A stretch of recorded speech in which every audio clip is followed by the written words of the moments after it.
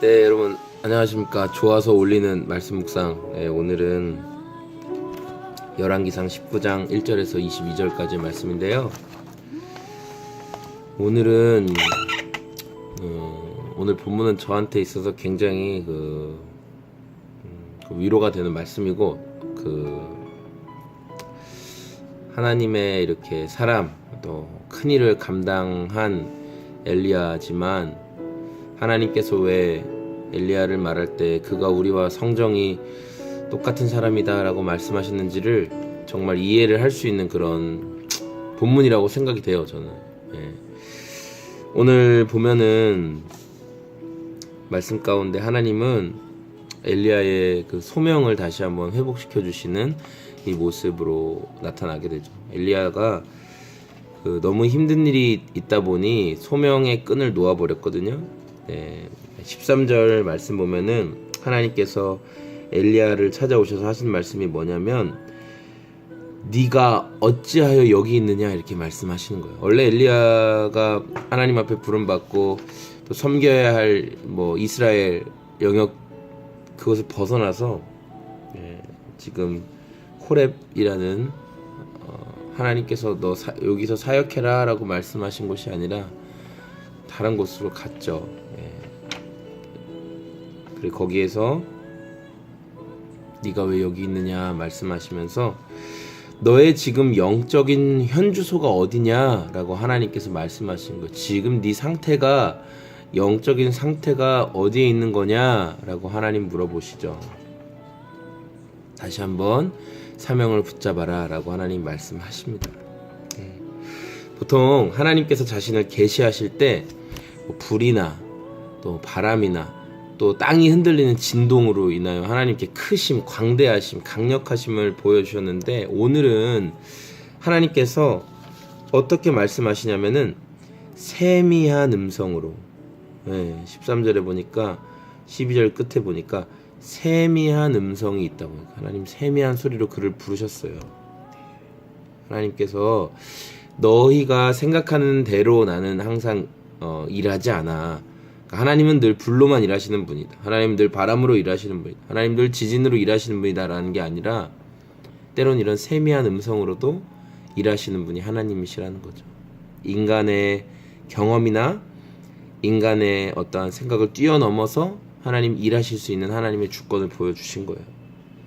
그래서 엘리야 스스로는 지금 굉장히 패배자, 나는 못해요, 나는 망했어요, 나는 실패자예요 라고 말하지만, 하나님께서는 그게 아니라는 거죠. 너의 실패, 너의 낙심, 너의 주저앉음, 이 과정을 사용해서도 내가 나의 계획을 이루어갈 것이다. 이게 나의 방법이다. 이게 네가 생각하지 못하는 나의 방법이다라고 하나님 말씀하신 겁니다.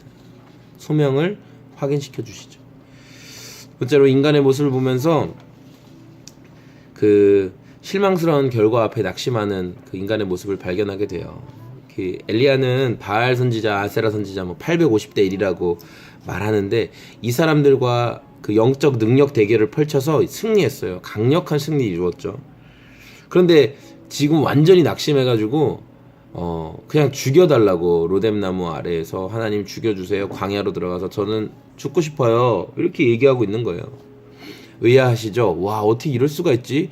내가 저 정도 큰 승리를 거두었으면 나는 여자 이세벨이란 여자가 보낸 그 사신 와가지고 이세벨 여왕이 널 죽여버린다고 했다, 이런 말을 듣고 그 마음이 무너질 리가 없는데, 여러분 아마 그렇게 생각하실 수 있을 거예요. 그런데 오늘 엘리야 선지자는 완전 마음이 무너져 버렸어요. 이거는 이세벨이 무서워서, 이세벨이 나를 죽일 것에 대한 두려움 전혀 없진 않겠죠. 그러나 더 큰 것은 뭐냐면 엘리야는 이번 일로 기대했던 거예요.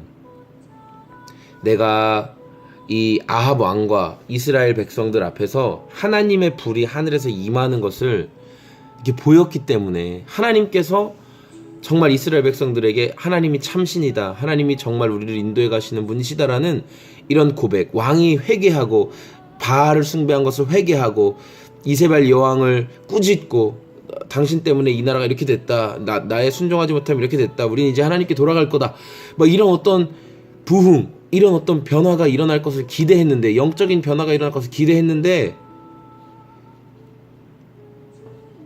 이세벨에게 가서 엘리야가 우리 선지자들을 죽였다, 이제 어떻게 하냐, 엘리야 죽여버려야 된다, 뭐 이렇게 얘기하는 거예요. 회개는커녕 돌이킴조차 없었죠. 그러니까 엘리야 입장에서는 실망이 되는 거죠. 어떻게 이럴 수 있을까? 어떻게 이런 하나님의 기적을 보고도, 어떻게 하나님께서 보여주신 이런 능력을 보고도 저렇게 완악하게, 완강하게 하나님을 부인할 수 있나? 완전히 이 모습에 완전히 마음이 무너져 버린 거예요. 기대할 게 없구나. 하나님이 이 정도로 일하셨는데도 전혀 돌이키지 않는구나라는 것에 마음이 완전히 실망된 거죠. 저도 사역을 하다 보니 제 자신에게 또는 함께 있는 지체들의 모습을 보면서 제 마음이 낙심될 때가 있다면 이런 것 같아요. 기대했어요. 영적으로 내 마음을 쏟았어요. 양육했어요. 저 사람이 뭔가 어떠한 좋은 열매를 맺기를 바랬어요.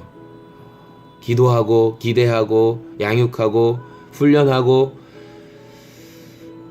그런데 열매 맺지 못하고 떠나고 세상의 풍조와 육신의 정욕과 안목의 정욕과 이생의 자랑을 따라서 기뻐하고, 그런 모습을 볼 때 낙심되는 거죠.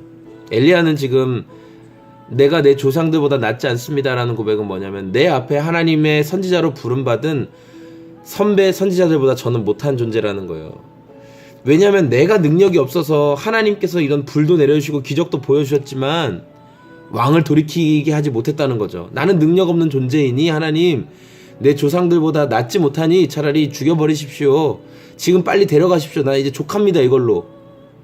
제 안에도 그런 고백이 나오는 거죠. 하나님, 제가 우리 지체들을 양육하고 제가 누군가를 섬기고 돌보고 양육했지만 얘가 이 문제 하나도 벗어나지 못합니다. 이 문제 하나에서도 절절매고 결국은 하나님을 신뢰하고 하나님께 맡기고 하나님이 일해 주실 것을 기대하면서 이겨내는 게 아니라 전 안 될 것 같습니다. 전사님, 저는 취업이 너무 급하고요. 전사님, 저는 제 진로가 너무 바쁘고요. 전사님, 저는 지금 그 사람이 너무 좋고요. 전사님, 저는 지금 제 문제가 너무 시급해서 전사님이 말하는 하나님의 나라, 예수님이 우리를 사랑하신다, 내 죄 문제를 해결해 주신다, 뭐 어쩌고 저쩌고 귀에 안 들어옵니다. 교회에서 뭘 섬겨라, 돌봐라, 아유, 저는 감당할 능력이 안 되고 저는 베드로처럼 물고기나 잡으러 가겠습니다. 저는 제가 아직도 세상에서 해야 될 일이 많습니다. 이렇게 말하는 것에 실망하죠. 낙담하게 됩니다. 그런데 여러분, 여기서 우리가 놓치지 말아야 할 것은 뭔지 아세요? 하나님은 우리를요 성공하라고 부르신 게 아니에요.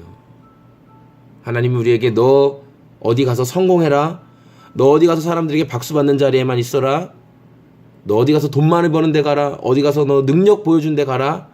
하나님 우리에게 그렇게 말씀하시지 않았어요. 하나님 이렇게 말씀하셨어요. 내 말에 순종해라. 하나님은 우리를 성공으로 부른 게 아니라 순종하라고 부르셨다는 사실을 여러분 기억하셔야 돼요. 저는 마지막으로요, 오늘 말씀을 통해서 정말 우리 한 사람 한 사람이 지금 제 이 메시지를 보는 우리의 양육자들, 우리의 목자들, 우리의 리더들이 위로의 사람이 되었으면 좋겠습니다. 위로의 사람. 엘리야는요 무기력하게 광야로 들어가서 로뎀나무 아래 지금 누워있어요. 죽고 싶은 거예요 그냥. 그런데 하나님께서 어떻게 하셨습니까? 천사를 보내서 엘리야를 어루만지세요. 엘리야야, 일어나라. 네가 여기서 이렇게 아무것도 안 먹고 누워있으면 하나님께서 너에게 맡기신 사명을 네가 감당할 수 없다라고 이야기하는 거죠. 여전히 하나님은 엘리야를 하나님의 사명자라고 말씀하세요. 여전히 하나님은 엘리야에게 맡기실 일이 있대요. 여전히 하나님은 엘리야에게 네가 감당해야 할 일이 있다고 그렇게 격려하고 계세요. 여러분, 이게 무슨 말입니까? 죽여달라고 하고, 우리로 치면 사역지를 떠나서 교회를 떠나고, 내가 섬겨야 될, 내가 돌봐야 될 양들을 떠나고, 모든 것을 포기해버리고 하나님 나 죽이세요 그냥. 나 능력 없어요. 난 마음이 다 무너졌어요. 양육하고 싶은 마음도 없고 목자하고 싶은 마음도 없고 누구를 돌보고 싶은 마음도 없고 리더로서 어떠한 것들을 감당하고 싶은 아무런 마음도 없으니 차라리 그냥 죽이세요라고 말하는 이 낙심한 엘리야에게 하나님께서 야 이 새끼야 정신 안 차리냐? 아유 이걸 그냥 진짜 죽여버릴까? 이렇게 안 하시고요. 얼음 앉으시고 먹을 것을 준비해서 먹이시고 여전히 너는 나의 사명자야. 여전히 너는 나의 도구야. 여전히 너는 내가 너를 통해서 맡길 일들을 감당할 사람이야 라고 격려해 주세요. 여전히 너는 하나님의 사람이야 라고 말씀하시는 분이 바로 하나님이세요. 실패한 거 보이고 몇 번이나 여러분 무너지는 것처럼 보여도요, 하나님께서는 이렇게 여러분을 회복시키시기를 원하시는 거예요. 아들이 온 것은 양으로 생명을 얻게 하고 더욱 풍성히 얻게 하려 함이라고 예수님 말씀하셨잖아요. 예수님이 오신 이유는요, 여러분을 심판하기 위해 오신 게 아니라 여러분에게 구원을 주시기 위해서, 하나님과 함께 이 풍성한 삶을 누리게 하기 위해서 오신 거예요. 그래서 저는 여러분들이 오늘 삶의 자리에서 이렇게 천사의 역할을 감당했으면 좋겠다는 거예요. 여러분을 통해서 위로하고, 여러분을 통해서 격려하고, 여러분을 통해서 잃었던 그 사명을 누군가가 회복하는 역사를 보기를 원한다는 거죠. 여러분이 목자나 양육자나 리더가 아니어도 좋습니다. 나에게 어떤 직분이 맡겨져 있지 않아도 좋습니다. 왜냐하면 예수님을 믿는 여러분은 이미 왕같은 제사장이고 거룩한 나라이기 때문에 이미 하나님께서는 여러분에게 누군가를 회복하고 누군가를 돌보고 누군가를 섬겨야 할 그 일을 맡겨주셨어요. 여러분이 힘들어하는 자에게 전화하고 만나고 식사하고 기도해주고 그의 이름을 불러가며 하나님 앞에 이 사람의 문제와 어려움을 아뢰을 때, 그리고 그의 고민을 들어줄 때 이 영혼이 회복되고 일어나는 역사가 경험된다는 것이죠. 오늘 여러분을 통해서 이 누군가의 무너진 마음이 회복되는 놀라운 역사가 있었으면 좋겠습니다. 오늘 저와 여러분들의 삶을 통해서 하나님께서 이 소명을 다시금 회복시켜 주시고 낙심의 자리에서 일으켜 세워주셔서 하나님의 말씀을 듣고 다시금 일어나라고, 더 이상 그 자리에 누워있지 말라고, 머물러 있지 말라고, 여전히 너는 하나님의 사람이라고 말씀하시는 이 소망의 소리를 듣는 여러분이 되었으면 좋겠습니다. 여러분 포기하지 마십시오. 하나님을 의지하시고 여러분이 죽음의 자리까지 갈지라도 다 내려놓고 마음이 무너져서 아무것도 안 하고 싶은 그 자리로 도망갈지라도 그곳에서 하나님 여러분 회복시켜 주십니다. 하나님의 크신 사랑, 여러분을 향한 하나님의 크신 기대, 그 기대에 반응하는 여러분 되길 원합니다. 오늘도 승리하세요.